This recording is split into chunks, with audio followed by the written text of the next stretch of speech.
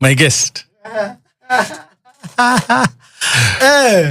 Good morning, dear. Good morning. Hey. How are you? I'm very well, thank But you. you guys, you're always happy. Yes, happiness is the choice. How? It is free. But so many people are choosing to be happy, but happiness, it didn't come. No, I think it's also, there's a lady who passed on. Yes. If you watch E18, yeah, she was called Nightbird. Yes. And she was a musician. So she went for the audition and she had cancer. Yes. Just 2% of survival. But when she went there and sang a song, said, it's okay. If you're lost, we are all lost, but it's okay. It's okay. Okay. Yeah, so yes. It's a choice. It's a choice. Yes. All right. I'm going to see how I'll apply that, because sometimes I choose to be happy, but sadness takes over. But the things that make us sad most of the time are things we cannot change. Yes, true. If you realize that you can't change it, let it be. Yes. Yeah? Yes. Just look for the alternative, Yes. Okay, so tell us. Yes. Your names. Well, my name is Kenneth, Kimuli, also known as Pablo. I am a journalist by profession, yes, a comedian by occupation, a Rotarian by vocation, and a child of God by his grace. Very good. Yes. Okay. And what does this Pablo do? Pablo is, there are two characters in there. There's Kenneth Kimuli and there's Pablo. Okay. Now, on the show, you're hosting both. I'm hosting both. But they are live. They have what should I call it? They are strange bedfellows. Yes. They interfere in each other's business. So Kenneth Kimuli is the one who hosts Pablo. Okay. Oh. Yes. So I'm hosting one person who is hosting another. So in the morning, Kenneth Kimuli makes sure that Pablo is ready for the day. He has to go and work. He has the jokes. He has he's going to execute. And then when Pablo gets on stage, Kenneth Kimuli is monitoring to see, has he executed? Okay. Yeah, so there's a fine line between Kenneth Kimuli and Pablo. But that aside, I also run a foundation called Tevere Arts Foundation. Yes. Where we train emerging artists and empower them they can find their path into the entertainment industry. And we always have a session where we talk about mental health. It's very paramount. So, because we believe that the entertainment industry is one of the spaces that's vulnerable to mental health. So we create safe spaces for them. And for example, this coming Wednesday, from Wednesday to Sunday, we have a festival. The Kampala International Theatre Festival. And we have a special workshop, a talk-back session on mental health and sexual harassment. Okay. All in that. So we want to empower the artists as well, so that they're not shocked when they get into there as well. So when I'm not on stage, that's what I'm doing, running the foundation. We are based at Indere Cultural Center. Okay. And then I also write. I still write, so that I don't lose my mojo. I thought it was writing as an occupation. Not part really. of the occupation. I write for myself, and then I also write. I just published a book called Everything About Nothing. Did you bring it? I want to see. What is exactly what you have? Nothing. No. Everything about nothing. It's there. It ran out even of stock. Now we are printing more. Okay. And it was forwarded by Dr. Tature, Patrick. Yes. And the reason I wrote it is that everything comes from a backdrop of nothingness. Everything that you see in existence came from nothingness. And that's even when we were writing the Bible. Say in the beginning. Yes. Yes, that's with in the beginning. So in the beginning, that means everything came from nothingness. And then it's going to? Yeah, something. So everything about nothing. I'm telling you everything that came from nothing. Okay. We shall catch up with that. I think I need to get that book so that I can understand what you're talking about. It's a collection of stories. They are fictitious stories, but with an element of truth. Is it online? Can we get it on these Amazon, whatever? I talked to my crew. They said we need to put it online. So they're working on it. Because we're in 2025, bro. Yes. Yes. So this Kenneth Kimuli, I think we shall start with him. Because I think you met Pablo in 2003. 2003. Yes. And I think I don't know whom I met. Did I meet Pablo when he was I think the first time? I think you met Pablo. Okay.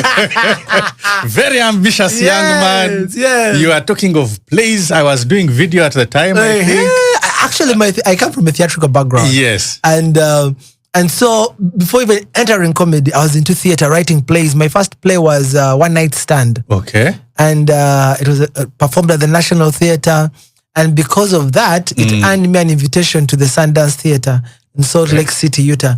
So I was thrilled and wowed by the art because I didn't have a background of theater. I just jumped into it because I went to Namasagali where they used to teach us writing for theater, yet we were not theater practitioners. Okay. But that was, I think they had sowed the seed. Yes. And then I wrote another play called Madness is Coming. Then after that, I wrote Kiss No More. It was just crazy stuff. Hey, that's a lot, but we don't usually hear about plays. those things. Oh, that was in BC.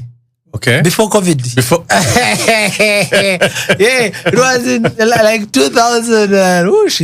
The first play was in 2007. Yes. Yeah. That's a while ago, many years ago. So and that's where I come from, my theater background. I still do theater. Actually, by God's grace, I was appointed the vice president of the International Theater Institute in Uganda. Congratulations. So we have 2 years to serve and then we hand over. So I'm still into theater. I love theater. And that's my background as Pablo. But Kenneth Kimuli, I was born and raised. Yes. By participatory approach. Yes. As in people are coming and going. Yeah, so my parents died when I was young. Yes. So I was from one hand to another, that kind of stuff. So when I always joke about it, that I knew I would become a comedian the day I was born. Okay. Because when I was born, my father walked into the maternity ward, took a look at the baby, and asked my mother one question. Is this a joke? And here I am, a living joke. Why? Why did you? Because I follow girls. Okay. And because he was used to girls, and by the time I was born, in where my parents used to stay, they didn't have access to the technology of knowing the baby you're carrying. Okay. So when he had the first girl, second girl, third girl, so he was used to coming with dresses. Yeah. So when he reached there, they found a boy. And I was like, is this a joke? And my first outfit was a dress. That's why I'm addressing you now about it. And so he was excited. Yes. And so many stories that he got excited, and instead of taking the route outside the hospital, he found himself in the morgue, the mortuary. He said, hey. So basically, I was born under hilarious circumstances. Yes. And then a few years later, 9 years later, my father passed on. Okay. So, but then I can say I was born with a silver spoon in my mouth. Yeah, because by the time I was born, my mother was a district commissioner, an equivalent to an RDC. Yes. Way back during the days of Amin. Yes. And my papa was working at by then it was called Apollo Hotel. It's now Sheraton. Yes. And so they were well off. By the time I was born, the brother had a Benz. Okay. Yeah. You are born with a Benz. Yeah. But when bad luck chooses, even a cold potato can burn you. My father dies in 88. So when he passed on, we're 9 kids. And so they had to divide us. Okay. And so that's how I started my transition from urban to rural.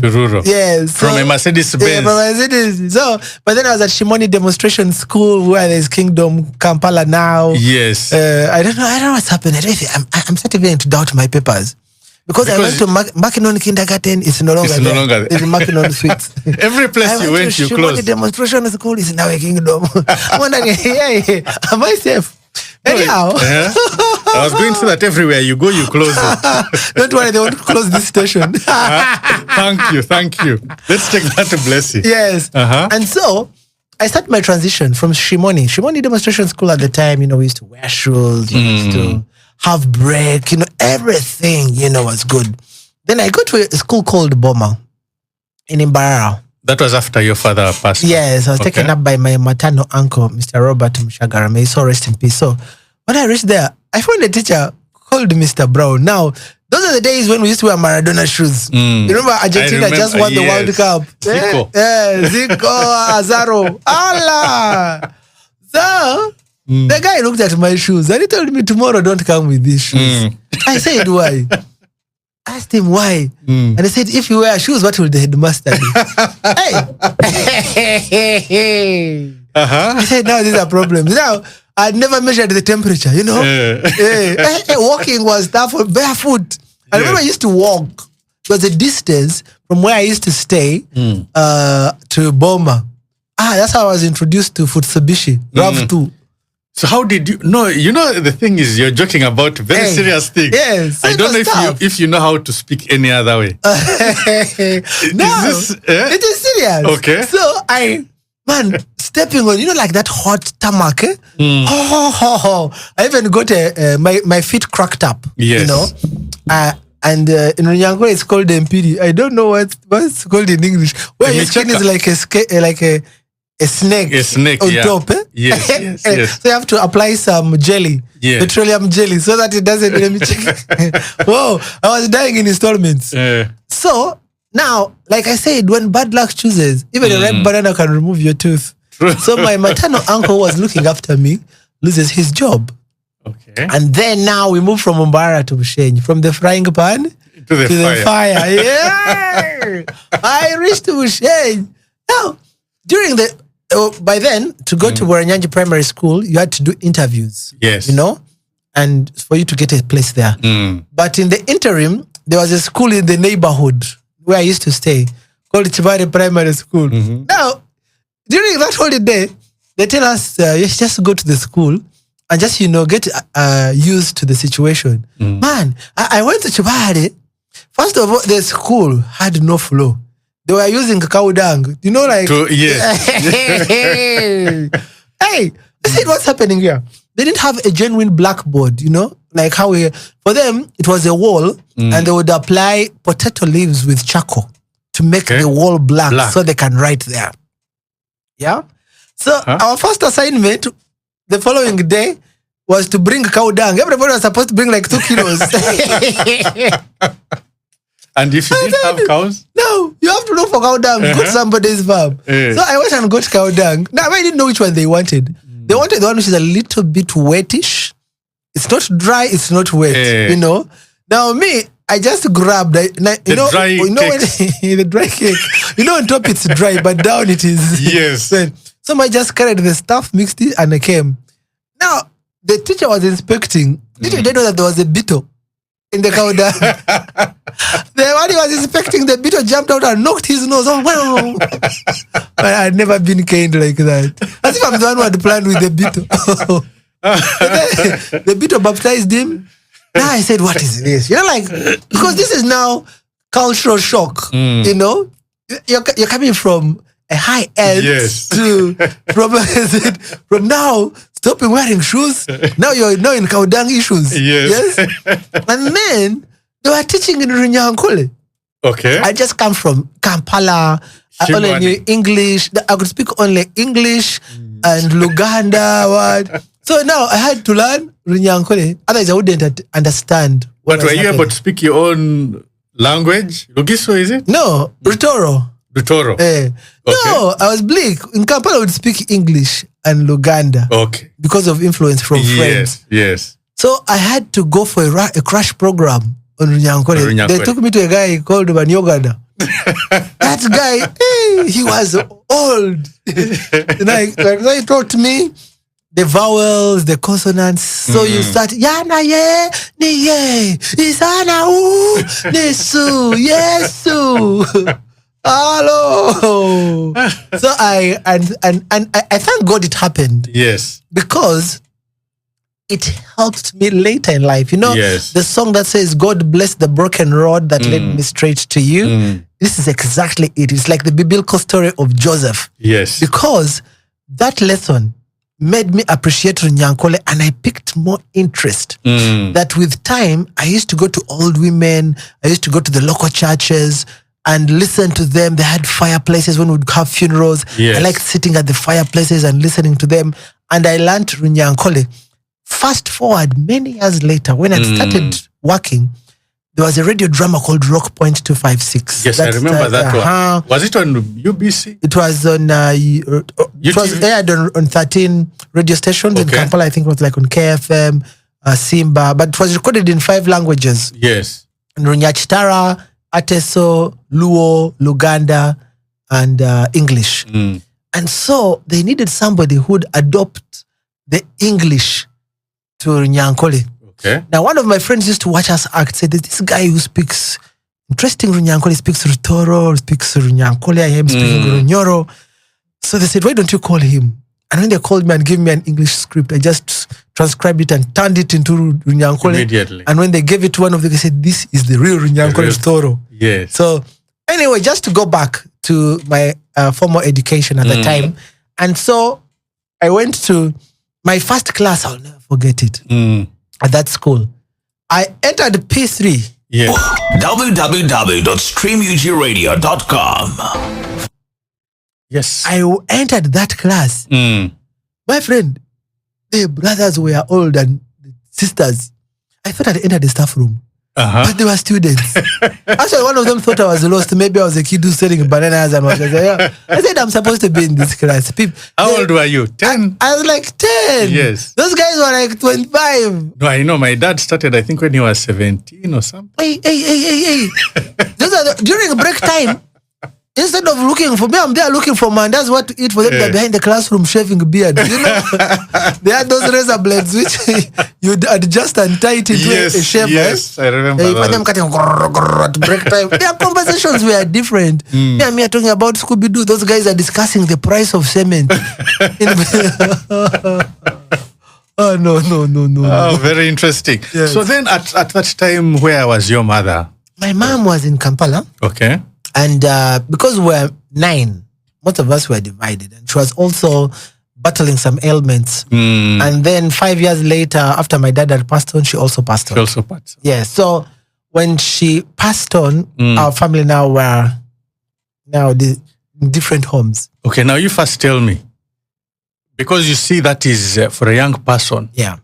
And you have the memories. Yes. What was it like? What did you feel about it?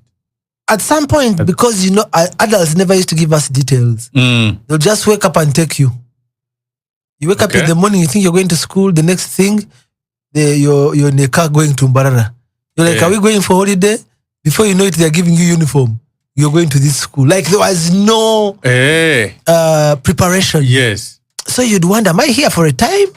Or am I here for keeps? So mentally, you're not stable. Yes. Because you're not sure, am I going back to my former school to check on my old friends? And it somehow destabilizes you. Yes. That's why it's very important. And it affects you later in life. Because you're never sure of people's intentions. Okay. Yes. Because when a person tells you, you're like, wait a minute, I know where this is coming from. Yes. Yeah. So it affects you in some way. And also the fact that my parents died at an early stage. Yes. I didn't get to know them as much. That's why later when I grew up, it became very hard for me to empathize with somebody who had lost a parent. Okay. So you didn't grieve at all? I didn't feel because the longer you stay with your parents, the more you're attached to them. Yes. And when they pass on, the pain is more. Yes. But me, I didn't know them that much. I was raised by my maternal uncle and my maternal auntie and his wife. So those are the ones, when they passed on, that's when I really felt it because they're the ones I was attached to. Yes. But previously, when a person say, I've lost my mom, it's a daily thing happens. I mean, but slowly I'll go to learn that it's quite painful. Yes. So those kinds of things detached me from reality. They kind of detach you from reality. And did it affect your studying? Absolutely. Okay. It did somehow in once because I wasn't sure where I was going after. Yeah. You're not concentrating. And then you're asking yourself, why me? Where are my sisters? Where are my brothers? How comes we are all apart? You know?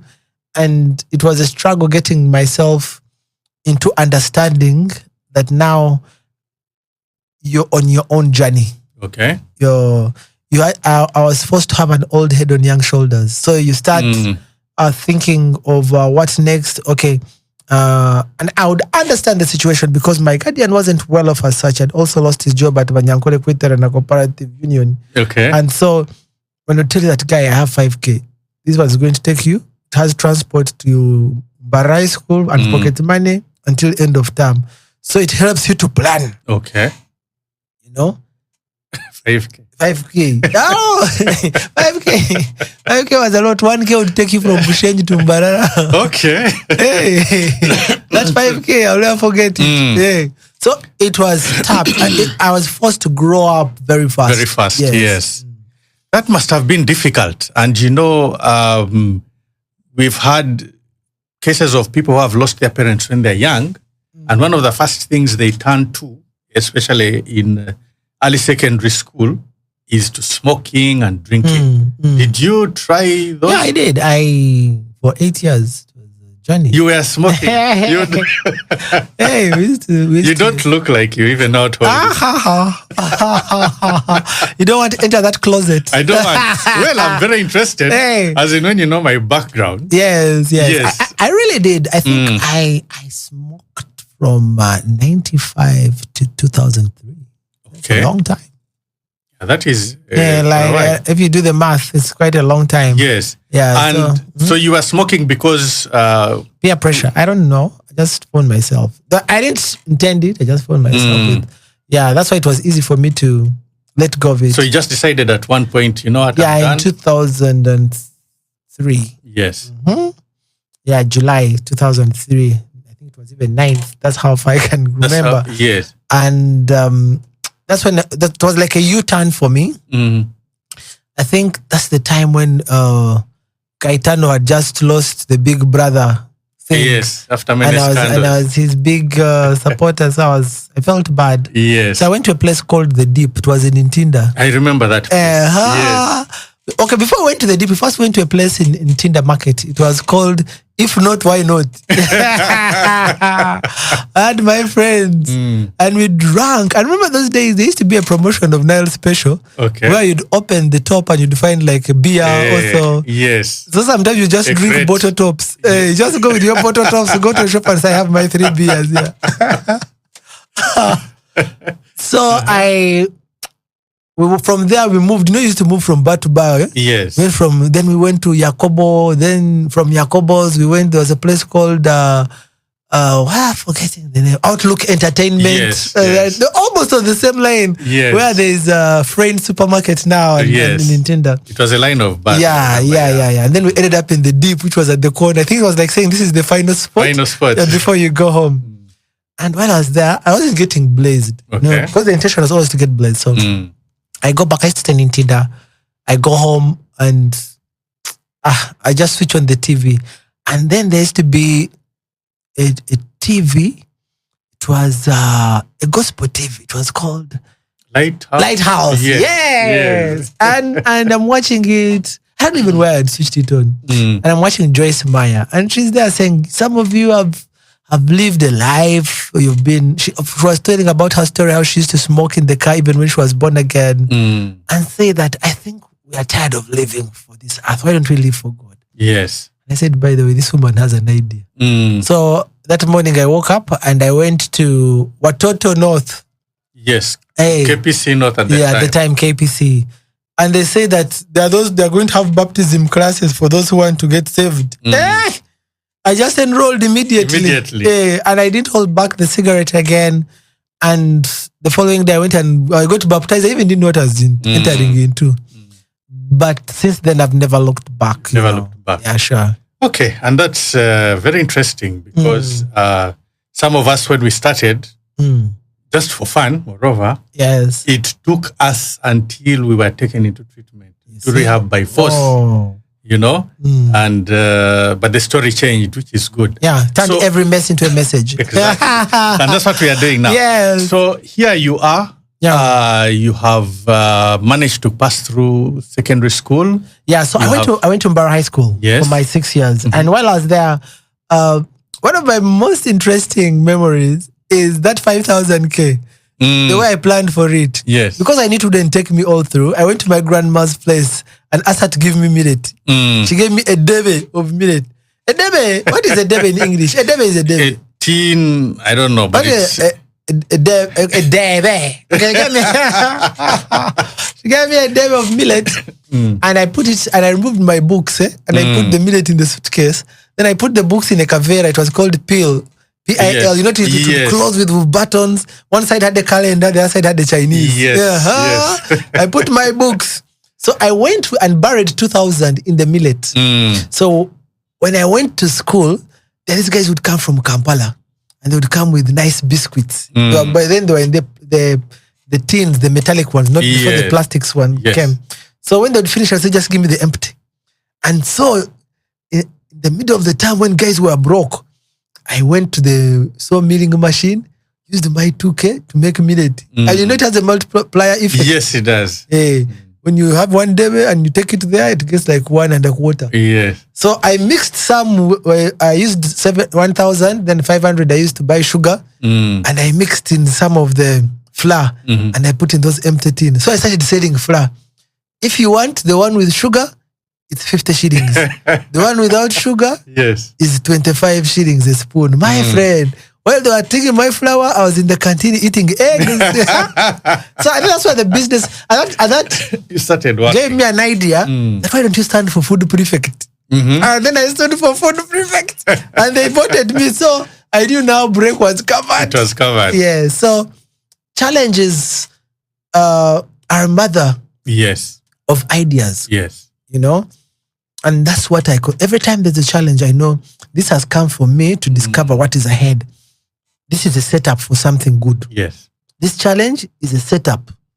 How do I outmaneuver it? That's how I look at things in life. So every time I find negative energy, I try to look out for what is the positive in this, you know? Yes. Because I have learned that there's no ruth in life. It's ruthless. Yes. Yes. So I just have to just have to be alert. Yes. You know, I'm trying not to laugh because you'll be saying serious things. But so what you say? We shouldn't take this life so serious. After all, we want to get out of it alive. I know. So now every 60 seconds, every 60 seconds you spend angry, you lose a minute of happiness. That is too much. So we shouldn't be serious. No, you can be serious, but it doesn't mean you lose yourself. Yes. Yeah, there can only be you. You see, there are three kinds of you. Yes. There is the Bill that everybody knows. Yes. That even me, Pablo, you know Bill. Yes. Then the second Bill is the Bill that Bill and God only know. Where Bill is in his private alone, him and God are the ones who know. Yes. Then there is the Bill that even Bill doesn't know. Okay. Only God knows. For example, he knows when you'll die. He knows where you'll be tomorrow. He knows. It's only him who knows. Now the Bill you should pay attention to is the second one. The Bill that you and God know. Pay attention to that one. Because they say love your neighbor as you love yourself. But you can't love your neighbor until you love yourself. So the first thing is to appreciate yourself. Say, I am who I am. God loves me the way I am. He has plans for me. And I know I can be the greatest thing on this planet Earth because there's one DNA, one fingerprint that is mine. True. Yeah. So it's once you look at it that way, you won't enter into pity parties, you know, say, how, why me, what? No. Yes. Yeah. Just look at, okay, what am I up to now? If things fall apart, how do I get up? Yes. Life is about getting So up. you are thinking this way when you are going through school. Because now I see you're already learning how to do business, survive. Yes. I used to make sure that I befriend people who add value to me. The rich ones. Planned kids. Well, surprisingly, the ones who are my friends were the brilliant ones, and most of them were not from high-end families. Yes. I know that this one is good at math, that one is good at physics, because I was very bad at math. The only thing I could do was abacus. So you befriend those who are going to help you in that area, you know. And then there are those who also want your help. Hey, they are rich. You can do their homework and they give you a penny, you know. Yeah. So it's how you look at things. And then later in life, they're what we call dream stealers. They take what they call your star. Yes. There are people who say, Bill is like this. I want something from Bill like this. And then they want to, suck out the good in you. So there are also those kinds of people in life. Yes. So that's why you have to keep your antennas, alert to know who has good intentions for me, who has ill intentions for me. And in the entertainment industry, it's very, very tough because the people who trade joy Yes. are the same people who you'll find in rehab centers. Exactly. Yes. And that is very unfortunate. It is, yeah. But it's because people fail to understand them as they don't look at them beyond being an artist. Yes. For They example, don't see them as normal human beings. I'll give you an example. Yes. One time I wasn't feeling well, so I go to the hospital, and when I went to this hospital, I won't mention it, and I find the lady at the reception. She's like, "Oh, Pablo Wagwan." And I'm like, "Yo, Ja, Rasta fried rice and Celesta ate it." And so we started cracking jokes. Yes. And she told me, "So, you've come a patient? You have a patient here? What brings you to the hospital?" I said, "I'm sick." And she laughed. Said, "Pablo, you're joking." I said, "It's not a joke. I'm sick." Said, "You're sure?" Hey. Said, "Okay." Yeah. You're sure? I said, "I'm very, very sure." So she said, "Okay." She registered, that they are, said, "Okay, now you sit there with the other patients." Then the other patients also laughed. They said, Pablo, what's up? I said, "We are here. And I'm also like you." They said, "No, Pablo, you must be looking for something." Then a doctor comes, sees me there and says, "Oh, Pablo, how are you?" I said, "I'll be fine now that you're here." Then the people laughed. So he calls another patient. So he reads my name after and says, "Kenneth Kimuli." I stand up. I said, "Oh, Pablo, where are you going? You're going out?" I said, "No, you called me." He said, "Hey." He said, "You're going to Kenneth Kimuli." I said, "Yes." I said, "Okay. Now, what is it? What's the problem?" I said, "I am sick." The doctor laughed. He said, "Pablo, you want something from our hospital." And then I said, "Okay, you come." Took me to his office, his space. I told him I was feeling the joint pain is what? Symptoms. He knocked it with the other kahama. Yeah. Then he said, "Okay, you go and do a blood test." Now, I don't know. I think fate has a warped sense of humor. Yes. When the results came, I was okay. But remember, I was seated with other patients because I didn't go back. Yes. Now, instead of calling me, like how he was calling other patients to go and give them their results, he came waving mine and laughing. Said, "Didn't I tell you? Pablo is okay." All right. Then the patients laughed. The lady laughed. And I said, "Hey." The doctor said, "I think you just need to go and sleep." I said, "But you say I have blisters on the mouth." Said, "I think you're just tired." Then he said, "No, because people are laughing." I said, "Okay, at least give me something to massage my, just to at least, don't you have like a Panadol or magnesium?" And they laughed at me. But later when I was going out, I said, "Okay, now I understand why artists or people in arts lose it, because people don't take them seriously." Now imagine, especially comedians. Yeah, imagine if I had a temperament that was melancholic, or if I was a person who easily gets off wires. True. And there are people who, especially comedians, who are totally different. Yes. When they are not acting, they are on the extreme side. Yes. They are quiet, reserved. Absolutely. And even snap. Yeah. Absolutely. And so I said, "Oh, now I understand." The other thing that is killing artists is the pressure. There's too much pressure. Because you're looking for a hit. If you're not looking for a hit, you're a comedian, you're looking for a gig. People meet you and they say, "Hey, Pablo, we no longer see you." Now, if you don't know how to handle yourself, you can easily lose it. Yes. You say, "Hey, you mean I died?" But you see, every artist has a curve, There's a point where Michael Jackson was at his peak, but it didn't stop others from coming up. Yes. And they're like, yes, he's around, but there are others who have come. The moment you think you're the moon, you lose it. You forget that the sun can go out. And then you need to know that the sky is too big for all the stars to shine. We are going to get to that because we are going to come to a lot of understanding how mental health, because now you're already getting to that point, how mental health affects people in the entertainment industry, the artists. As we continue with a bit, what I want to know is, even in school, you used to make fun, you were like a comic at the time, or it was Despite all your challenges. Yeah, so when I was in Shimoni, I loved music and dance. I was in the drama club, and I used to love dancing amagunju. It's a Baganda cultural dance. Amagunju, kanamagunju. I loved it. Yes. So when I went to Waranyanji Primary School, I'd never seen it. So I had to teach them to know. Oh, and then where I can place the comedy. When we are at Shimoni Demonstration School, there was a National Teachers College next to it. Yes. It was called Shimoni Teachers College. Now, every Friday, they used to have a movie evening. Yes. And we used to pay 20 shillings to go and watch. Thankfully, my parents were always willing to give it to me. Yes. But you see, the movies were limited. www.streamugiradio.com. Are you looking for visual and audio equipment for hire? Look no further. Stream UG Radio offers a wide range of production equipment like cameras, lights, and other production technical elements.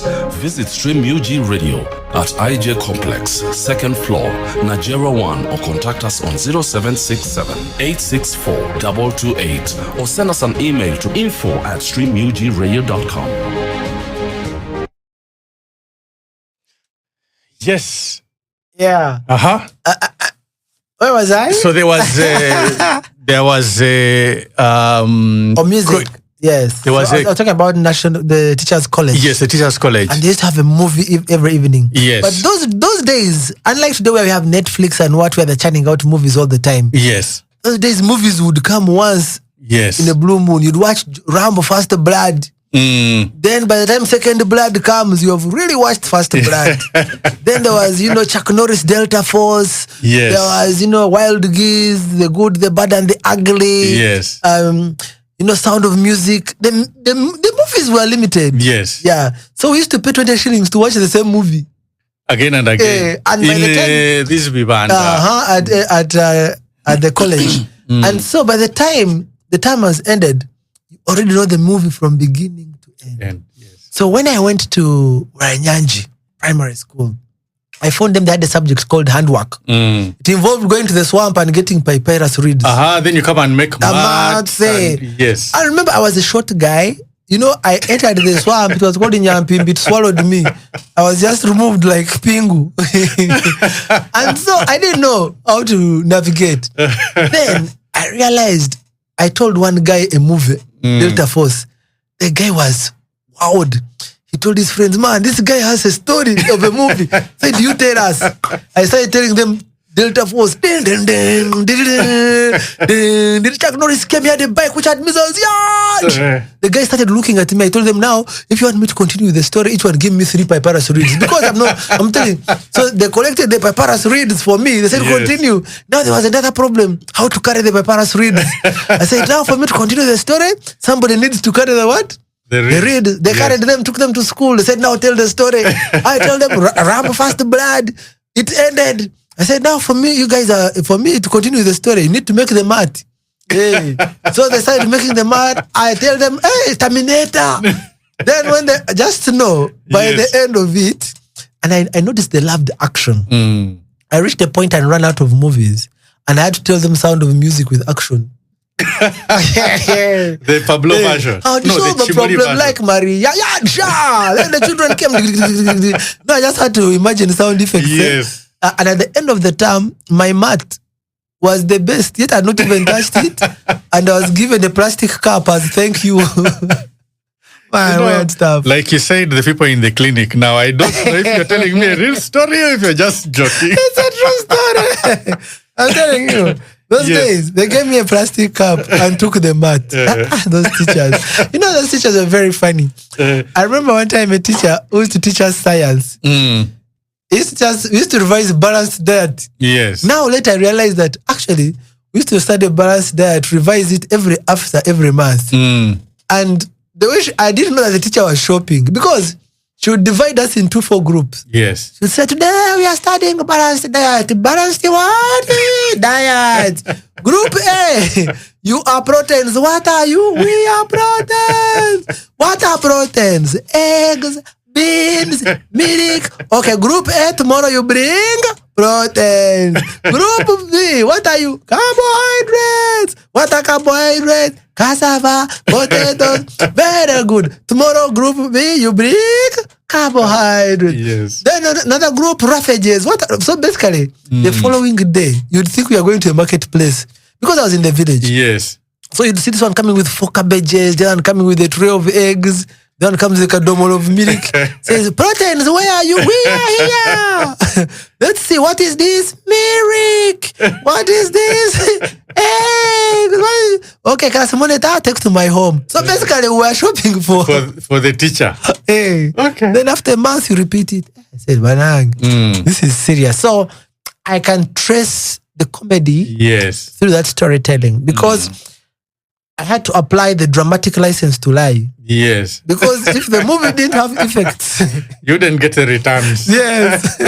But then through all this now, did you have moments? I know in the beginning you told me that happiness, great happiness. But during all this time, weren't there moments when you were low? Yeah. Angry? Absolutely. There's a time I even attempted suicide. I remember, I think I was maybe senior 2. I went and, I was hungry. And they'd kept bananas. I think they were for the last born. The man ate them. Allah! They told me that my auntie was looking for me. Hi. And I knew her kindness. Yes. I said I'd rather die. I ran to the coffee plantation with a knife. I reached there, I wanted to poke myself, but I looked at the knife. The knife looked at me. And now what? Then the shamba man came and phoned me with a knife. What are you doing? You boy with a knife? Said, I just come to cut coffee. But you see, the mental journey for me. Yes. By the time you take that decision, yes, it was really, really crazy. Yeah. No. So I think, and also again, one time I did something, and that's why I fear psychological torture. Yes. I think you'd rather beat me than psychologically torture me. When I just finished my senior 4, there's always that week where you go home before. Yes. So I went home and my auntie was there with a shamba man. And when I reached there, they told him to also take leave because he had been working for long. So it was just my auntie and I, and my uncle would go to work. Yes. So I'd wake up every morning, milk. And then they would take the milk to the dairy. By the time I'm done with cleaning the cow space and what, I come home, I find porridge. Okay. So something told me, how can you milk? And you don't drink milk. Yes. So one day I hid some milk. After milking, I went with a cup, a gamma, Kimuli. Yes. Yeah? Half a liter. Yes. So after I got it, covered it with the kavera and hid it under trees, covered it with the grass. Then I took the rest. Now, when I came back after doing other things, I didn't find it. Said, who took my milk? So when I came back at home, I found it was the only washed cup on the what is a katandalo in English? Where they put things up to dry. Bed. Yeah. It was the only cup. And my auntie didn't say anything. And I knew. She's broke. Day 1, nothing. Day 2, nothing. But you know how you go enter bed and you're alert because you don't know they might attack you in the bed. Because that is theft. Yes. Therefore, I said, PABLO, they are going to kill you. So I went to our neighbors. There's a lady, my saw, rest in peace, she died. It was called Kweronda. I went to her place. She had passion fruits. I told her, can I sell for you in the Nyakabilis Trading Center? I went and sold, but I put in some a little addition. More water? No, I was selling the fresh one. Yes. So if it's 1,000, I will sell 1,200. Yes. So I ended up having 7,000. Now, the following day, I timed after doing my work. I got my bag. I told my cousin, I have gone. I think she didn't understand what I was telling her. Yes. I went those days to a buses called Steyr. You remember Steyr bus? Yes. Didn't I board the Steyr bus? Going where? Kampala. Did But you I were even just know where I running. was going? Because I of knew. the milk. Yes. I knew that I had cousins who stayed in Tinda. Where in Tinda is, I don't know. But I'll find I it. got the bus, Steyr bus. Then I reached Mbarara. Then I got another bus, SB and yes. Yes. Yes. Yeah. Now, when I reached Kampala, I'm in the parking, I enter the taxi park. I don't know where to go. But thankfully, those days, the taxi park used to have synergies. Yes. Unlike today where they're just calling. Yes. They had synergies and I entered the taxi going to Ntinda. I said, where it stops is where I I come will out. stop. I entered the taxi, it stops in Ntinda stretcher and everybody got out. So I thought I'd arrived. I stopped at SDV Transami. Yes. And those days there used to be mango trees, huge ones. Yes. It was dark. Yes. So I reached there, I find some guys standing. I asked them, is this Ntinda? They said, no, Ntinda is ahead. So the guy tells me, the guy was kind. He said, no, Yes. let's wait for we're also waiting for a taxi to Ntinda. So it came, I paid 100 shillings. We reached the mosque of Ntinda. Yes. Now that's where it stopped. And I said, have we reached Ntinda? I said, here we are. He said, now where do I sleep? But you know, God is good. Yes. When I was there, after like an hour, I saw a man from our village. I said, wherever this man is going, I am going with him. So I meet him. What's it called? Vyamukama. I said, Vyamukama, how are you? He was happy to see me. He said, where are you going? I said, I'm looking for Kaganda's home. He said, oh, no, you have reached. I said, yeah. He took me there. They were happy to see me. Yes. I didn't tell them what had brought me. Second day, they didn't hear anything. Third day, my uncle was concerned. Said, so, see you with the bag. So I told him, my uncle, it's a wrong story. Then I opened up to him. But he was a good man. May his soul rest in peace. He was kind. I said, okay, you sit, we shall deal with it. You know, those days there were no mobile phones. Yes. I'm talking about, this is 1997. Yes. There were only these. You know. So in the village, they were looking for me. I was nowhere. Until one of I think he told my other uncles, so they wanted to go to the post office and call the post office to tell somebody that, Keno is in Kampala. Hey, my uncle. But why? All that is because of psychological torture. Yes. Yeah? If she had called me and given me my chiboko, or if she had told me what you have done is wrong. Have you ever talked about it again? With her, no, she passed on. Oh, sorry. But we never got the opportunity to talk about it. But you see. But what if she wasn't the one? What if she wasn't the one? Who did what? Who took the milk? You see, the fact that I found the cup there, and it's only the two of us at home. Okay. If there were like 3 or 4 people, it was just the two of us. Okay. Yeah? It's like if we are in a room and somebody spoils the air and you're 2 of you, you know what? You know, yes. Yes. So, so that's why I'm always against psychological torture. True. And that's a number 1 trigger of mental health challenges. Because you see, mental health doesn't mean that running mad. No. Yes. It means that mentally you're not stable. You're not stable. You see, we all have a justifiable amount of madness. Should I call it like that? It's Yes. the degree that varies. Yes. Yeah? On the scale. On the scale. That's why you find that some people get angry. And some people are always happy. But if they get angry, you can get a pang and cut you. Yes. But in that moment, it's not him. So, all of us have an understandable degree of anger. Yes. But, what triggers that is the question. Yes. Yeah? Is it the psychological aspect around you? Is it the physical? Are you being physically harassed? Most marriages lately, you hear they were breaking up not because there was infidelity or what. Yes. Just psychological torture. Silent treatment. Yes. Lately, there are many marriages which it's a new thing. It's called LAT.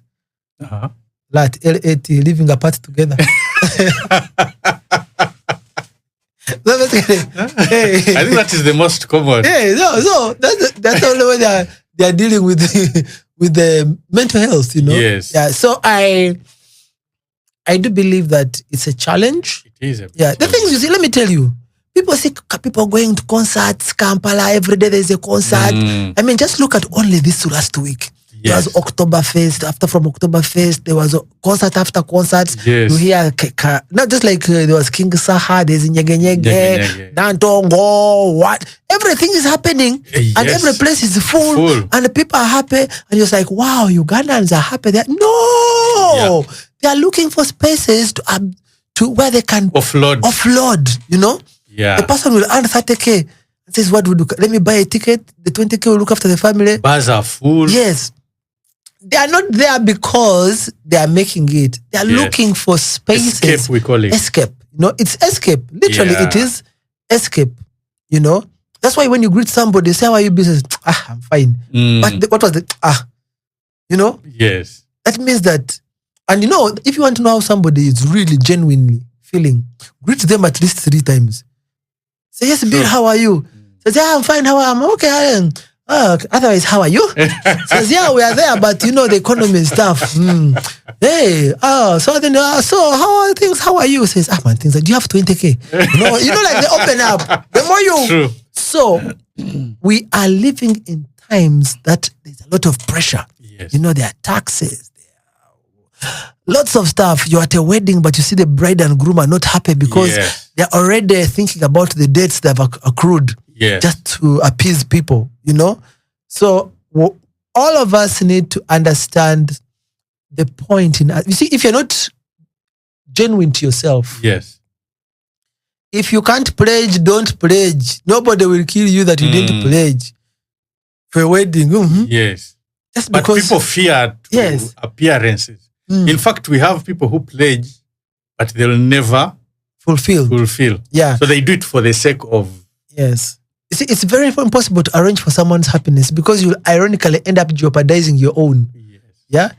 If you want to please people, me, I have no problem. They're calling me bad as long as I know that God knows that I'm doing what is right, not only for myself. Yes. Because love your neighbors, you love yourself. But if I can't handle 10K for myself, why should I give it? Yes. You know, it sounds like a bit mean.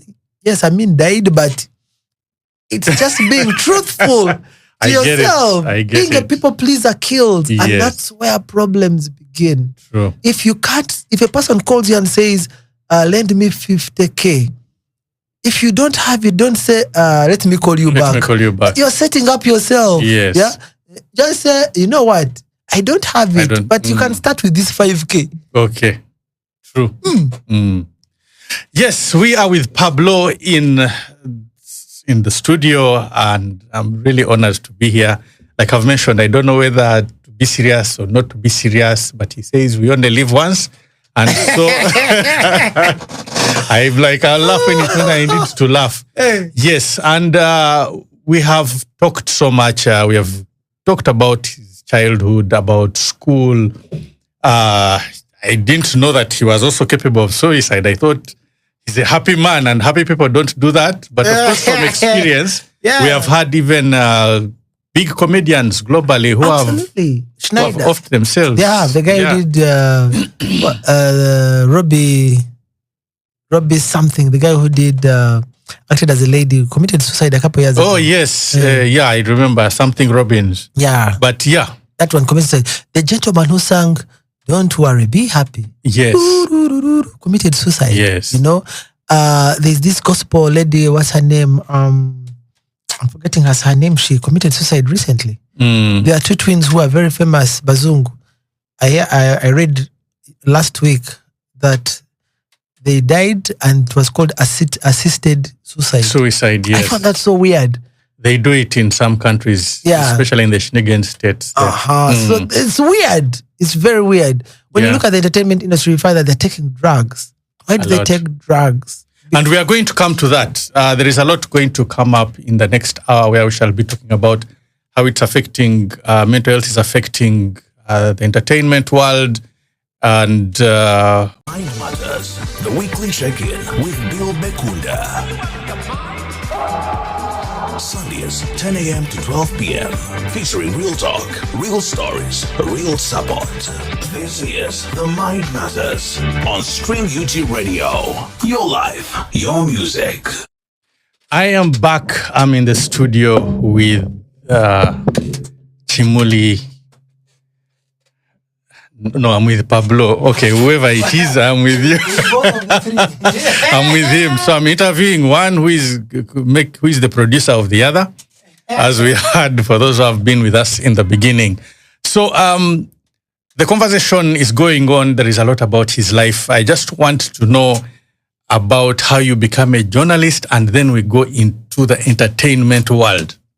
That's a very good question. I remember when I just finished high school, I always wanted to be a journalist. Okay. From the word go. From the days I used to watch UTV, those days of Bale Francis, Charles Kanere Mugisha, Toya Kelama, Peter Swilikekisa. I used to watch the news with my father, my uncle, and I just loved news. And so when I finished campus, I missed when I finished high school, and the results came, I missed journalism by the skin of the teeth. Okay. And so the option was to do other courses, and I really didn't want to do any other course.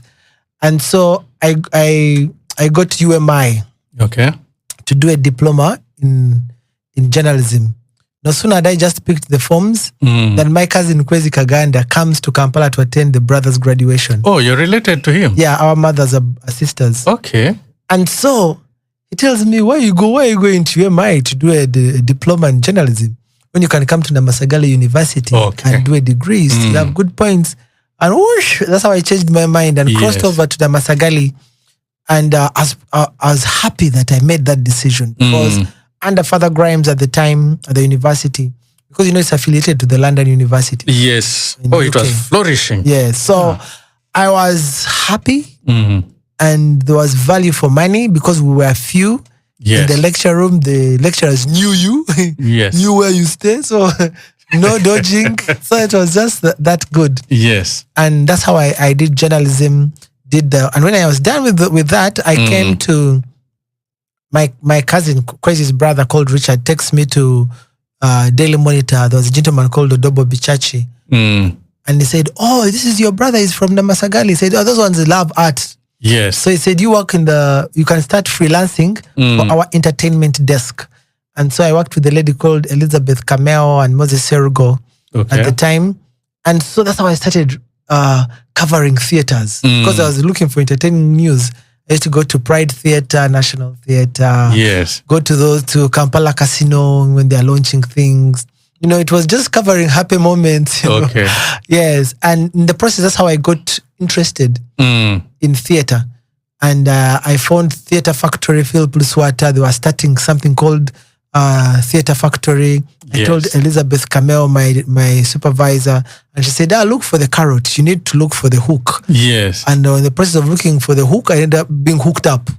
Oh, okay. Yes, I found myself contributing stories and they added me to their group. Okay. Yeah, that's how. And then later, a friend of mine called Tarema Jotham had just come from the US and we started a newspaper called The Vanguard. It lasted only 6 months. Oh, I remember that. Yes. It was the two of you. Yes. Okay, it was him. I was the lead writer. Okay. I didn't have shares. I didn't have shares. It's a long story. You ate the money. No. The man got a job in Parliament. And we closed the newspaper. Okay. Corruption. Yeah, he was corrupted. I think it was just connections. I'm sorry, I'm going to cut you short here, but someone is complaining, say, but Bill, you have cut this man short before he finished telling us about coming to Kampala. Hey! What happened? And you tell us how it led. Was that the time now when you came, you left now the village? No. You went back? I had a retake. They called you back. See, when the senior four results came, yes, I performed with flying colors. Yes. And I was among those who came in the newspapers. So I go back to the village. They told me, now you go back because you have to go back to school. Yes. That was the only compensation, the passing. And so I reached back and my uncle was like, okay, since you did something, we have to punish you. So he told me to weed. That's a banana plantation. Yes. He told me to weed. The whole of it? No, there was a part down which was very accumulated weed.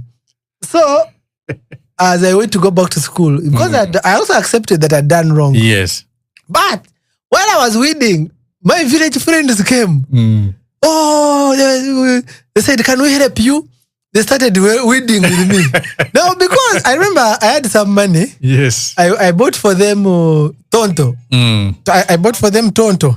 Tonto is a local brew. Yes. Hey, I am telling you, the guys cleared the place. When my uncle came in the evening, it was like, wow.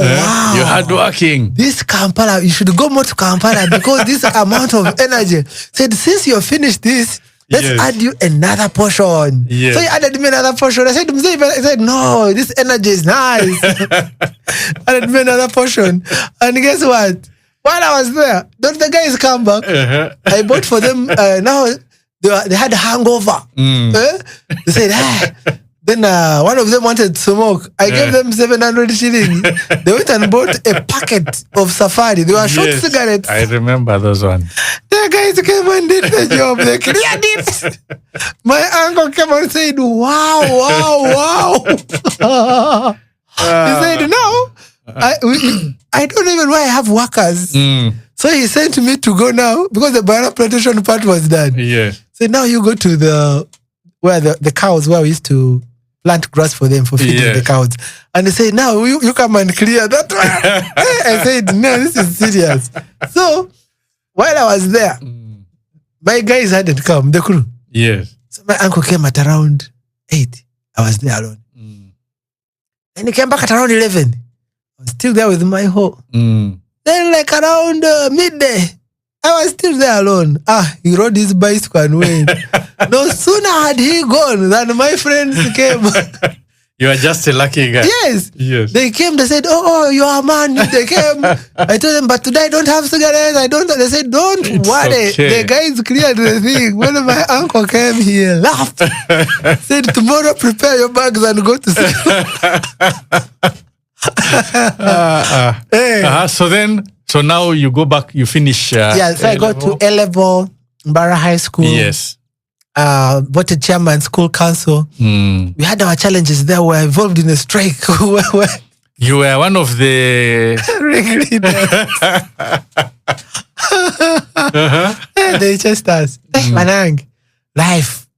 So we had to do exams. Did you have like anger in you? No, I think it was a very interesting story because it was about the director of studies.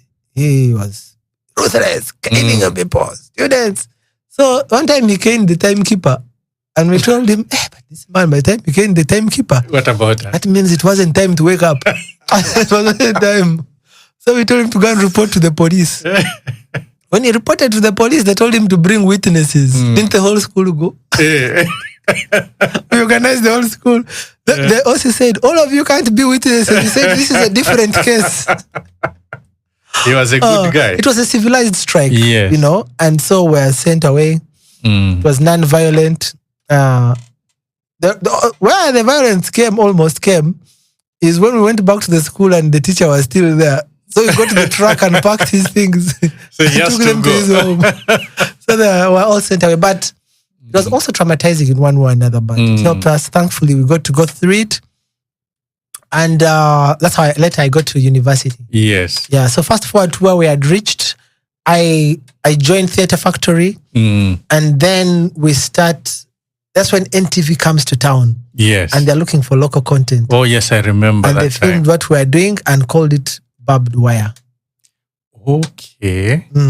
They're the ones who named it. Yeah, they're the ones. Because I remember they came in, they were like the hyped station. Yes. And then they're the ones who named it Barbed Wire. Okay. And during that time, that's when also Rock Point had started in 2006. And because I didn't have time to act, I was, relegated from performing. Yes. But there was a gentleman called Andrew Sekajugo. He said, there's this man. By the way, my first nickname was Rukandema. Rukandema, the Muchiga. PABLO. Yes. Because I acted a part of a guy called Rukandema who came from the village and went to a bar. He had people mentioning the names of drinks. John Walker, Gilbey's. And I went there, I said, Rukandema. And no one gave me a drink. So that's what the first nickname. So he kept saying, where is Rukandema? And so... yes. She said, no. since he's already working with the young, empowered, and healthy, can't he just come in and, feel because changing from one skit to another was always difficult. Yes. So I had to come in and crack a joke in between. Okay. And before I knew it, people had now picked interest in the MC. Because Yes. I wasn't doing it, was like an MC kind of thing. Yes. And by then I started working with Power FM. That's where I got the name Pablo. Yes. Because I remember I was doing a show. They brought me on a show. And the producer didn't like my name, Kenneth. Said it doesn't sound radio-like, it's not funky. And they said, we're going to give you a funky name. They gave me Mendez. I went on air. 104.1 Power FM is just truly Mendez. Give me a call on 034-104-34-2020. The first caller, hello Mandazi. I said, you got Mandazi? So I told the producer, no, we have to change the name. I can't be Donuts. People are calling me Mandazi. So she gave me Ricardo. I said, that one, even me, I'm struggling to pronounce it. So she gave me Pablo. Okay. She was reading a novel, I think. That's why she was getting those names. So she gave me Pablo. So I would go on air every morning. The 1-2-1-2, where we gonna run to this is truly Pablo. Don't break him, mess him or break him. So the people used to listen to Power FM and watch Theatre Factory. Said, but you sound like Pablo. I'm like, yeah, I'm the guy who does Pablo. Said, oh, so you're Pablo. So that was the last funeral rite of the name Kenneth in the entertainment industry. And so when Barbed Wire came, they put Pablo. They started recording my segment. They told me, because it was funny. Yes. I used to give them a recap of what happened in the news. Yes. That was what I would do. So people would laugh. They enjoyed it. Those were the days of NSSF. I would say, Temangalo is a problem. They have taken the land. NSSF, in fact, NSSF now is Nadia Sente Sagala Fitina. And people laugh. So people would just come because they wanted a review of the weekly news. Yes. Yeah, through comedy. And before I knew it, I'd started being called a comedian. I even didn't know what comedy was. Okay. Yeah. So you just landed in the role because of your humor. Things. They said, you're a comedian. I said, yes. So that's how it started. And so in 2009, when Stand Up Uganda came, and they put out a call Mnet, and that gave birth to the likes of Salvador, Alex Mohanji, Mendo, Herbert Seguja. And by God's grace, I was able to win that competition. And then I started my own show called Pablo Live. Yes. Yep. Oh, let's take a short break. www.streamugiradio.com. Yes. Are you a creative songwriter? Yes. So Pablo is born. Yeah, so I was working with Power FM, at the same time working with the radio drama under CDFU. And then I was elevated to the position of productions director, meaning now I had to oversee all the recordings of all the languages. So I used to go to Tesoland, and that brought me into contact with many artists. I got to see most of them, the good, the bad, and the ugly. So everywhere I would go, I would get a name. When I went to Teso, they called me Aturot, which means flower. They just got Kimuli and changed it. I went to Mega Radio, I think in Gulu. They gave me a Dodge. So basically, you have a list of names. Hey. You'll tell them to us at the end as you sign out. Now, so tell me, you now start an organization along the way. Absolutely. How did that happen? So one time I was on radio and the caller mentioned that her name was Barbara and she was HIV positive and she wants to share her message. And because I wasn't the program's producer, I said, no, come to the station. So she comes to the radio station, very lovely girl, young, energetic, very beautiful. I said, yes, ma, how can I help you? She says, yeah, I'm the Barbara who called. I'm like, what? Yeah, she says, I'm a single mother and I've been living with HIV for the last 2 years. And I think I need to share my story with the people. I say, okay, so how can we help you? She said, I need to share it on air. So we advise how which program is aligned. It was a health program. But later when I went home, I said, this girl needs help, you know? So I said, I asked her, what do you want? She says, I want my peers. She was young, in her 20s. Said, I want my peers to know that HIV is real and it doesn't segregate. Yeah, even us. You can also have it. I said, okay, who's your target audience? Said, let's do schools. So I talked to some of my friends so we can do this. So we started going to schools and we called the campaign Zip Up. Okay. Yeah. It's a cool Zip one. Up. So we went there in the disguise of comedy. And while the kids are laughing, we call her to give her testimony. Okay. And so the reason we did that is that for people to understand the message, they need to know you care about them. People don't care how much you know until they know how much you care. Yes. So, and if you want to cook a frog, you don't boil hot water and throw it there. It will jump. You have to put it in cold water. Its natural habitat. Then you start boiling the water. It starts feeling warm. Before you know it, it's cooked. Yeah. So we used that approach in schools. Yes. You go with comedy. They are happy. They come in big numbers. After laughing, now you bring the real story. Yes. Yeah. And we saw what humbled me is that we'd ask, so if you have any question, anything, you can write it and send it to us. And among the feedback we got, were messages like, I'm also HIV positive, I'm on ARVs, but my friends don't know. Okay. How do I get out of this? How do I tell them? We're like, wow, even the teachers didn't know. And again, you can't now tell the teachers. Of course. Yeah. So what we do is we would give them a number to call, that in case you have a challenge, this is a number to call. So we started aligning. Standard Chartered Bank was the first partner to come on board because they were championing that space. We went to Uganda AIDS Commission, nothing came out from there. They said, we're also extremely busy. And we said, we can do this. So we went to different schools, and then young people, we said, you can call us, they could reach out to us. And then we helped them, peer-to-peer support. Yes. So there were other out-of-school girls who are HIV positive, also came into the system. Now, that gave birth to what we call pill power. Okay. And how did this come into? Barbara wanted to get married. And the girl who came the first time. Yes. And then she had a guy who was negative. And the guy said, I'm going to marry you. Okay. And that was crazy. The parents were like, are you okay? This girl. But you see, because she had been on medication, her viral load was undetectable. Undetectable. It had gone. So the guy said they took them for counseling. They talked about couples that are discordant. And they said, you can live together and even have children. And then we said, wow, the parents finally accepted. Okay. And it was a big wedding and happy wedding. They even, they have a children. I think they have a son now. And then we said, all this has happened because they believed in the ARVs. Yes. This is the power of the pills. So we started a CBO called Pill Power. And our tag was ARVs, my power bank. Okay. Yes. So, and the campaign went on, and I realized that they had now been empowered. They got sponsorship from Baylor. And I told her, you know what? I think run with the project. Yes. Let me go and do my comedy things. At least now you're on your feet. Yes. And I'm glad to say that they have a home in Hoima.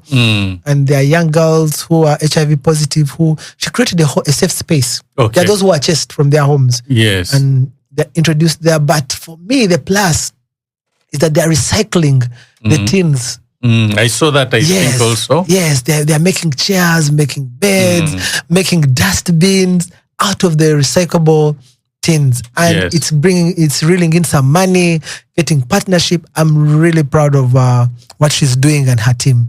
So we wanted to replicate that in other spaces. Okay. But you can't have your cake and eat it. So I always believe in empowering young people to run with their projects. All right. So you started it and handed over to and handed over. Just run with it. Then you continued with your comedy. But you're still doing something. Because I still do work with them. Okay. On the board, because as we grow old, we need to learn how to delegate and pass on the baton. Yes. Yeah. So I don't want to be in the thick of things all the time. Yes. I want them to. Not Sanja. No. We should learn to let go. We are learning from grandfathers. It's also preparing to hand over to the son. You never know. So, Yeah, Okay. so that and Peel Power has been working perfectly, Yes. and I'm believing that they will still get sponsorship once in a while, because my calling was more in theater Okay. and art, and that's So you what have to concentrate. more on that, and, Yes. and the foundation I run, Tebere Arts Foundation, Yes. with my co-founder, needs undivided attention. So tell me, let's go more into the Tebere. Tebere Arts Foundation. Tebere is in Tebere, yeah. So Runyachitara. it's from the Nyachitara. Way back when you tell stories, they'll say Yes. Baganire, Tebere. Tebere. I tell your story, tell your story. Yes. So we keep Tebere means tell your Your story. story. And that's why our tag is keep our stories alive. Yes. Tebere Arts Foundation is a non-for-profit organization, and we're based at Indere Cultural Center. And every year we curate the Kampala International Theatre Festival, which Okay. will be happening from the 26th to the 30th of this year at the National Theatre. It will be our 12th edition. 12. Yes. So how did it start? How did it come That's a very about? good question. So 12 years ago, we sat with my friend Deborah Asimwe and Gladys Oyenbot, Okay. and we decided to see how can we help, because when people leave performing arts, after starting performing arts, there are no Yes. spaces to absorb them. Unlike accountants who find people who need accountants, those who have done law, there are firms waiting for them. But artists, once you're done, you're alone. You're alone, yeah. There's no company taking you to go and do drama in their space. So we said, how can we empower them to get on their feet? And we decided to create a lab, and we called it the Emerging Artist Intensive Lab. It happens 1 year, and we take on at least 12 artists every year and give them a real hands-on experience Okay. of script writing or producing scenography. We have experts who come in, and it's donor funded. We are supported by Dawn. We have other organizations that have come in to support us, Okay. Sundance and a number of them. And so we give them a real hands-on experience, such that when the year ends, they don't need anyone to employ them. They're capable to go out Okay. and run their own productions. They know how to sell the tickets. They know who to approach. How do you market your production? So that's what we do at Tebere. Now, the process is that we have 4 pillars. That is the intensive lab. That is one. Then we have what we call the MEPR. That is the emerging. All right. It's playwrights, people who had been writing before, and they are along the way they got lost.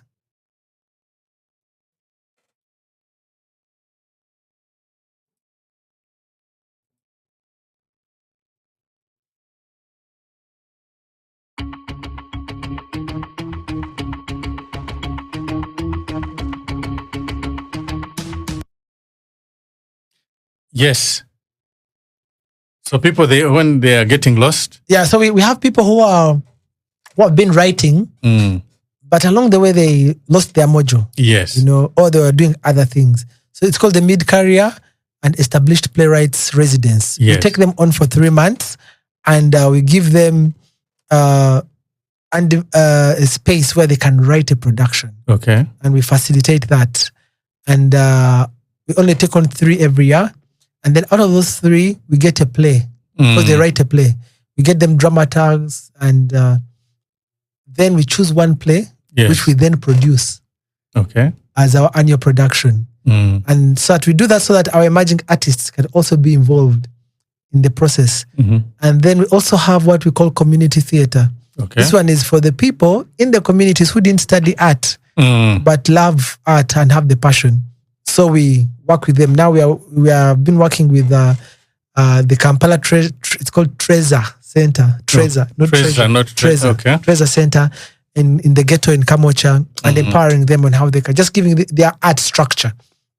And then we curate the Kampala International Theatre Festival that happens every last week of November. And this we do it because we want our artists to see other forms of art. So we have people come from different parts of the world. This year we have those coming from South Africa, UK, Nigeria, Cameroon, France. Yes. So it's a cocktail of activities, because we believe that a kid who doesn't visit thinks the mom cooks best. But if you can't visit, then you bring the cook home, Yes. and they prepare for you. So that's what we do. We bring different artists from different parts of the world. We get to see what they're doing, and our artists also network with them. For example, we have what we call the speed networking sessions, where people come in and network, get contacts, because art is about networking. Your Yes. network is your net worth. Now, like I mentioned when we were beginning that I said you use clean comedy. I've never heard you using certain insinuations or expressions Yes. which are popular amongst certain groups, right? Is that intentional? Is it just your style, or is there any hidden meaning behind it? It's intentional. Okay. I chose, it's a choice. I decided because I know very many jokes under the belt, very many Yes. that I would crack and people would laugh. But the question is there value addition? True. What is it? Comedy is supposed to be a funny way of being serious. Okay. Yeah? It's supposed to address serious issues in a funny way. Yes. So people have a take home.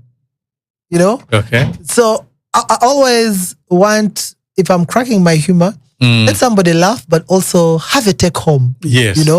And there are more jokes above the belt than under the belt. Than under. Yeah. Because any joke under the belt is funny. Yes. Yeah. But it doesn't have a far outreach. Yeah. And so I consider it to be lazy humor. Okay. Because anybody can crack that joke. But jokes, let me tell you, Uganda is gifted. Just get a newspaper. You'll find jokes. Just read people's comments on YouTube, on TikTok, on Facebook. Yes. There's a lot of humor. The Ugandans have a high sense of humor. Yes. Only that they don't expose it themselves on stage. But as we're just reflecting what is there. Okay. I tell you, people, Uganda is a very, me to leave Uganda.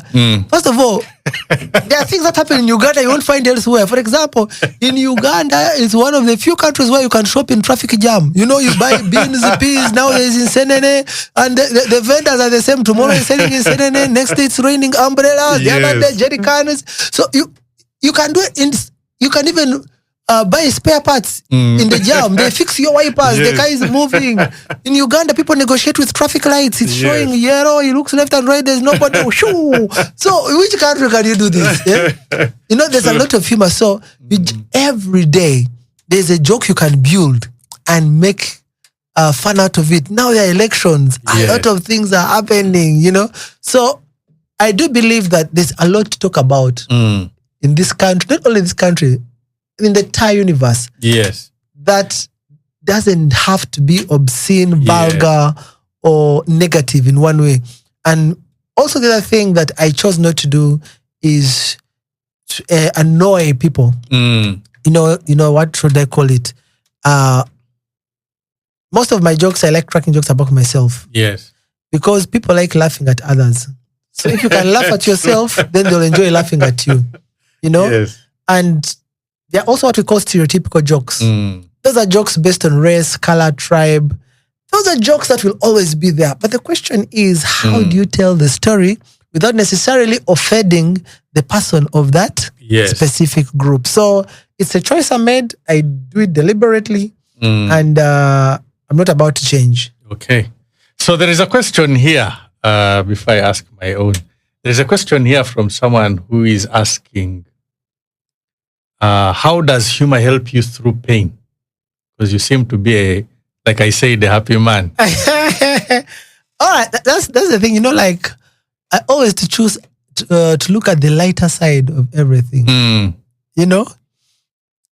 If a person is quarreling with you, you just look at the facial expression and the character. The face normally creates character. You look at the lighter side of it. What is it? What's happening? What has disturbed them? I was at a funeral. And I came and I greeted people.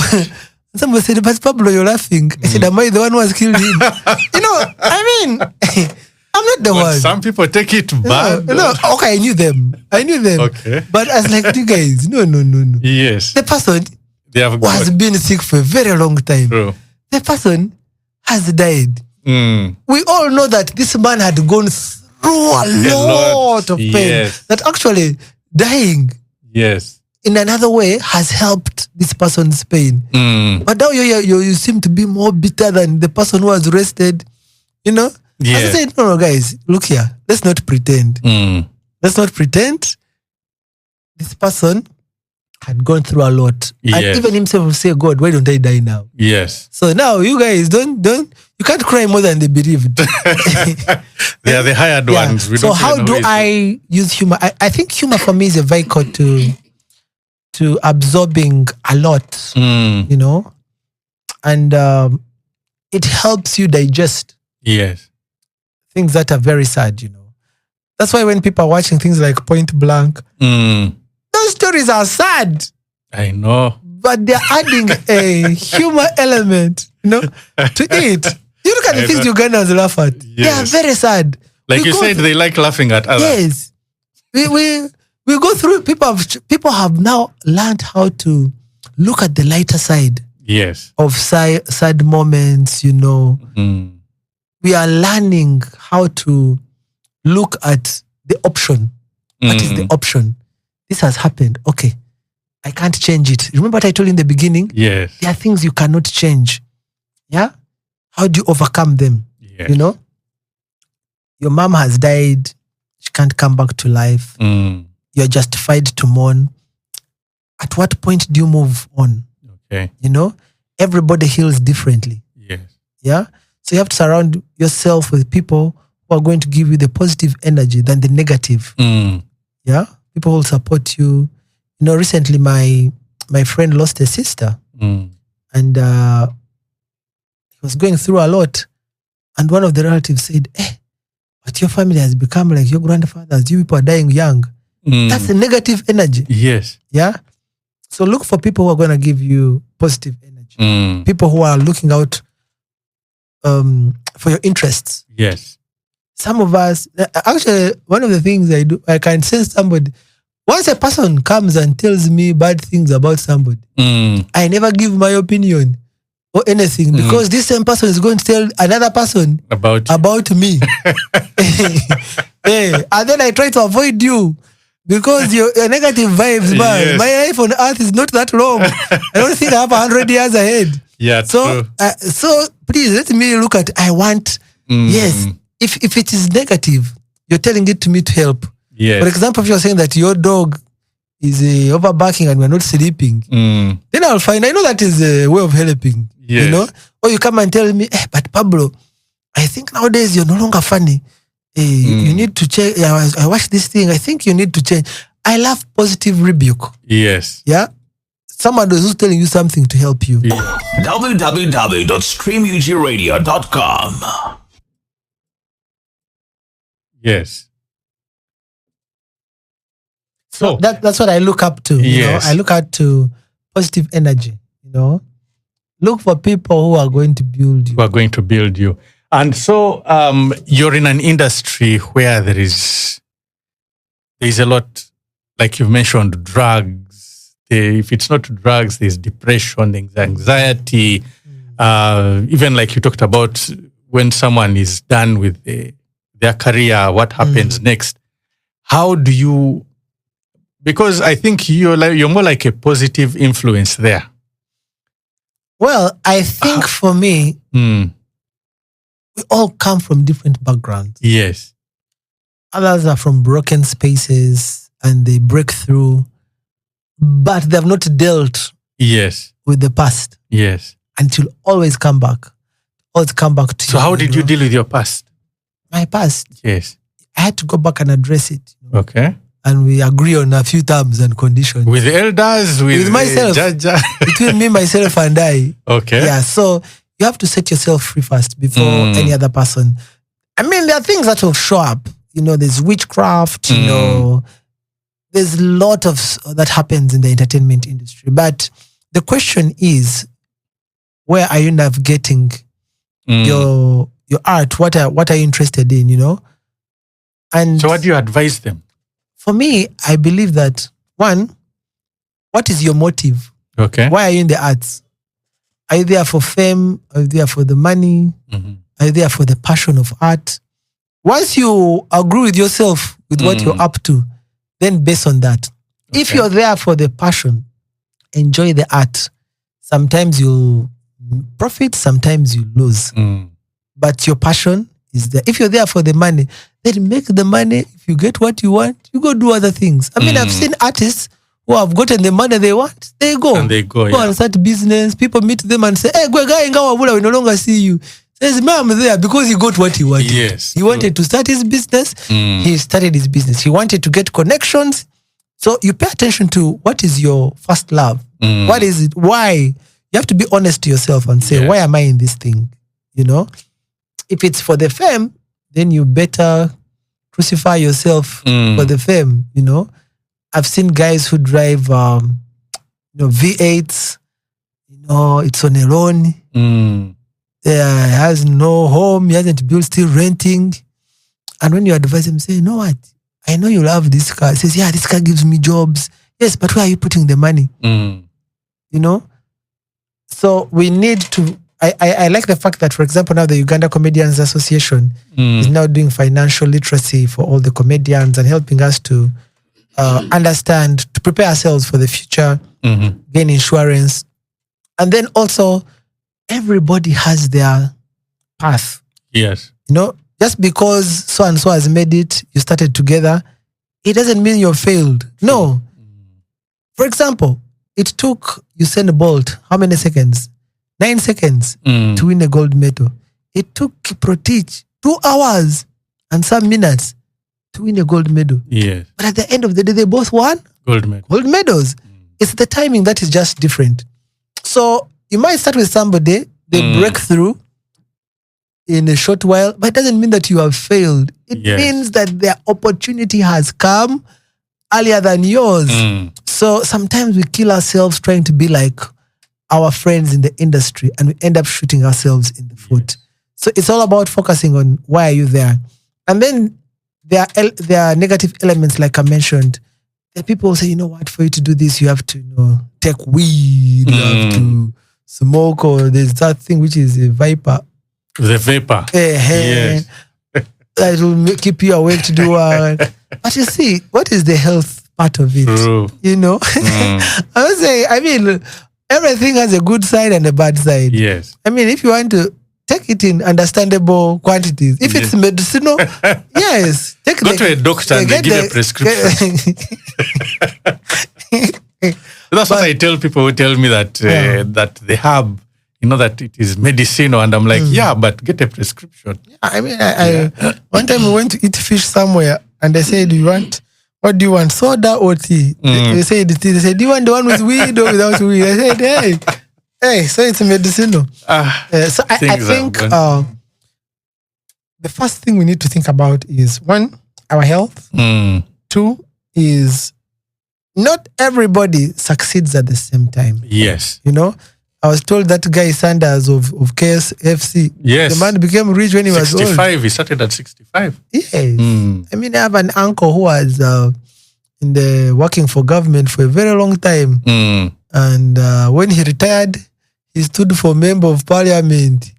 And by God's grace, he was voted. And then guess what? He was appointed a minister. So he's starting to enjoy now. True. So So yes, we have a question here from some people have names. I don't get this one.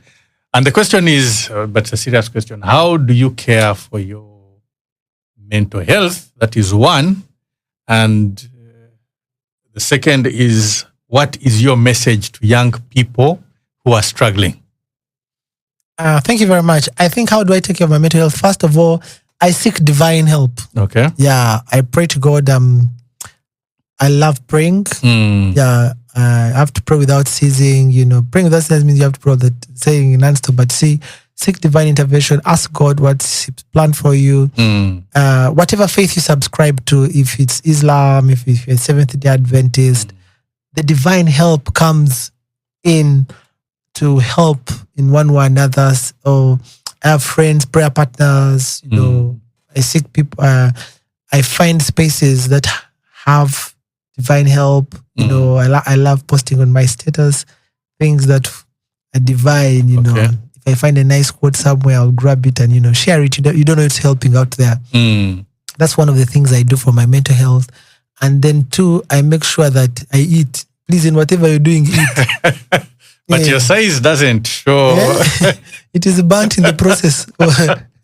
Whatever you're doing, eat fast, Okay. Yeah, it's good to make sure that you look after yourself very well, eat, because the body also sometimes it also needs support. Yes. It Yeah, does. you have to eat. But if I don't have the food, then pray. I don't know. I don't know how to help in that space. Well, you look for it, but yeah. you don't be miserable. Yeah, while but looking. if it's there, please eat. And how do we help those who are struggling? It's a journey. Yes. It's a journey. Take each day at a time. I know when you are on drugs and you're trying to get off drugs, it's very difficult. Extremely. Withdraw is very, very difficult. And it's not good to judge people who are on the withdrawal process. They need help. You need to support them in one way or another and not use them as examples. Normally people say, this one son or daughter. So it's not good to use them as examples. And also I would encourage them, if they are listening in, to follow the prescription and look for people who are going to walk with you in that journey. Sometimes you may think I'll work with my relatives, yet they are the number one problem. Yes. Seek medical guidance, counselors. I know by the time, if you're struggling with a habit, because it doesn't necessarily have to be alcohol, it might be a habit. Yes. Look for spaces that you can talk to. Look for some people who have been through it. How did they maneuver a challenge? Aha. I think this one has a kind of slightly different question, which I think is very good. Funniest stage moment. We can't end without this one. Please make sure he gives it to us. So, the funniest, I don't know whether it was funny or it was. So, I was going to perform in South Sudan. So they invited me to South Sudan. And in comedy, you want to be relevant. I went and researched about South Sudan. Rick Machar, Salva Kiir. Yes. Looked up. I did research. Little did I know that the people in South Sudan were what? On my YouTube channel. Yes. Watching, I think they even did coursework. Yes. So I go to South Sudan, on the day of the performance. I jump on stage and I'm, ladies and gentlemen, this is truly Pablo. I crack the first joke. They are laughing, but in installments. I crack another joke. I say, what is happening? Now, when I was done with my performance, I said, thank you so much. That was my time. A guy woke up and said, no, Pablo, there are some jokes you have left out. I said, which joke? I said, yes, there are some jokes. The guy said, there's this joke of the sword people. And the guy told the joke the way it was on YouTube from beginning to end. Yes. And they said, tell us that one. I thought he was joking. The guy said, you tell us? I said, the promoter came running. He was called Manding Mobyong. He goes, Pablo, you tell the story. That one is a general, he'll shoot you. When I had him shooting, I told the joke the way the man had told it. Shot the man laughed. The man laughed at some point. He even corrected me. He said, no, Pablo, there's this part of the gravity of laugh. Then I said it, the man laughed. Then after he asked his son, is that the joke you wanted? The son said, no, there's another one. Let me tell you, that was the only time in my entire life where I got jokes as a request hour. That was my funniest moment and most horrific. I said, is there another one? They said, yes, you tell us about NGO. Then I tell it. Then the people laugh. I said, where's another one? I'll never forget South Sudan. You sort people, eh? Anyway, so we are coming to the end. Time is never enough. I tried to make my show long. I'm like 2 hours. Because by the time we started, the person who was traveling to Masaka has reached, But, I've been invited so many times to speak on different radios, even when you are at Power FM. Yes. And those, they give you 30 minutes max. And you say nothing if you're lucky. Usually it's 10, 15. Because of the 30, 25 are what? adverts. Yeah. You see how I cut my adverts? I'm like, I am the one in charge here. Hey. No, yeah.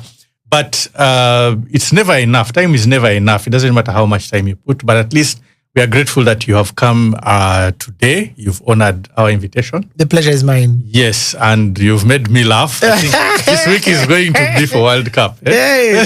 Yeah. You know, even the scientists say that it takes more muscles to frown than to smile. Exactly. So those who are frowning, you know, you're killing yourselves.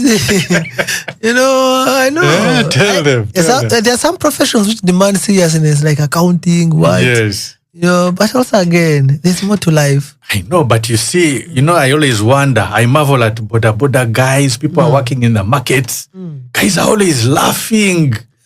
And then you see the people are passing in cars, angry. Yes. So it's as if they've been baptized in bitter lemon. You know, you look at them, you say, hey, what happened? Yes. As if you're the one who killed the Uganda Martyrs, you know. But I think generally the mental health of the majority of people, as it is here in the statistics, we have the latest, which is saying 37% of Ugandans have mental health challenges. So out of 1 out of every 3 Ugandans. Exactly. So you see where we are coming from. I mean, a person can slap you out of the blue. Yes. Just because it's a category. I mean, they slap you. Even the way people drive, it's a depiction of what's in your head. I mean, sometimes you're driving, a person comes from nowhere. And they just in fact, it's like this. Like when they see you coming, they increase speed.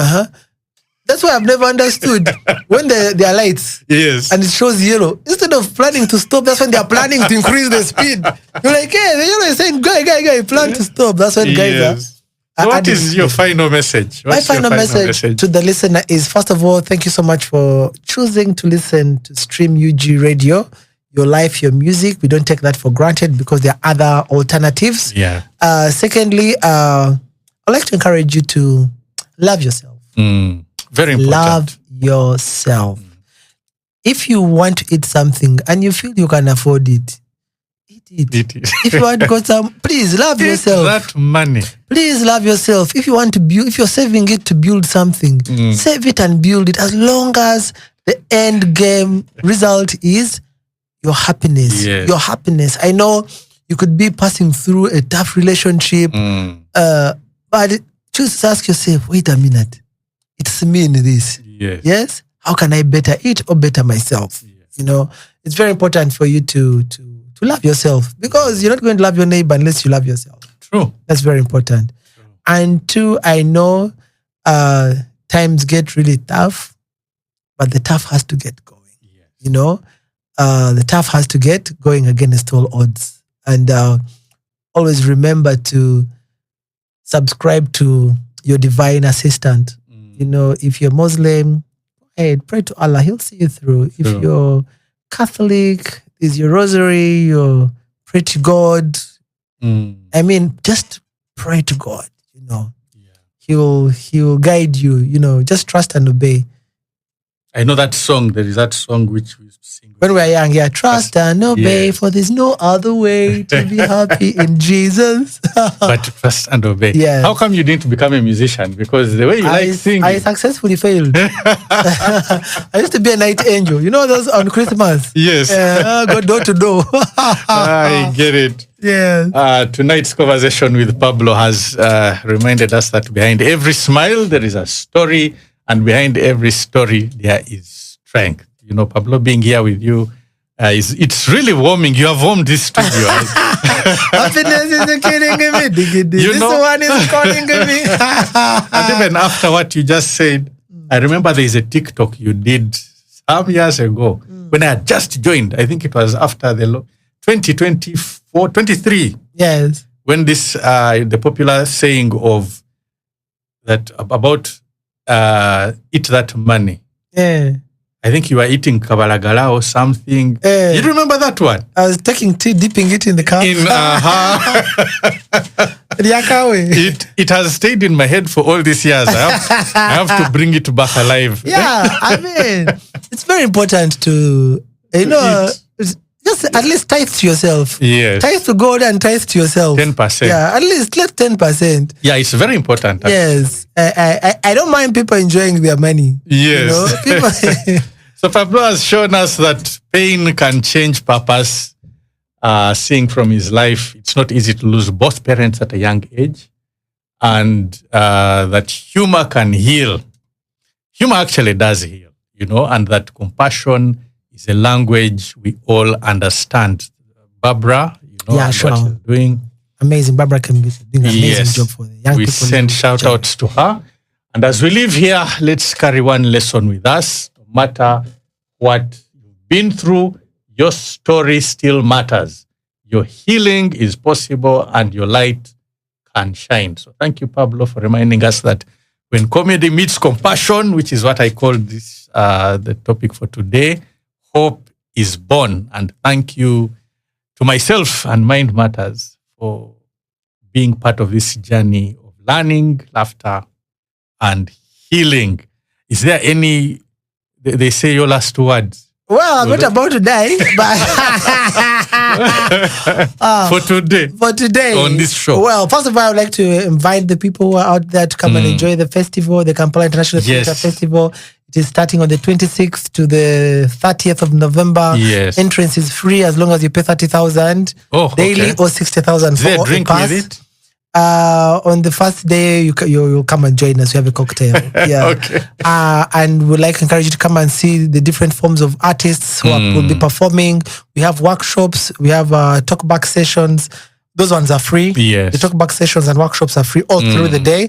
I want to engage with the artists. It's only the shows that are paid for. It's only for artists? No. That's why it's open for everyone. Everybody. Yeah, come. And then if you have children, on Saturday, we have shows for children. They also have a space where they can play. I love children. I have a show called PABLO. I know. I watch it sometimes. Children make me happy. They tell me the truth. Or the imaginative composition. Yes. So, yeah. And well, let's continue. Let's keep the conversation not only here, but also you can check on my social media channels. Yes. And let's enjoy. I also have a show every last Friday of the month at the National Theatre. I know that the PABLO one. Live show. Yes. And you only pay 30,000, or if you're a couple, you only pay 50,000. 30,000, your anthem? Well, everything is 30. Can't you make it like 50? 50, that's for a couple. Okay. So you pay 25. 25. Yes. All right. Every last Friday of the month at the National Theatre. All right. Thank you, Pablo. The once pleasure again. is mine. Thank you. Mind Matters, the weekly check-in with Bill Bekunda. Sundays, 10 a.m. to 12 p.m. Featuring Real Talk.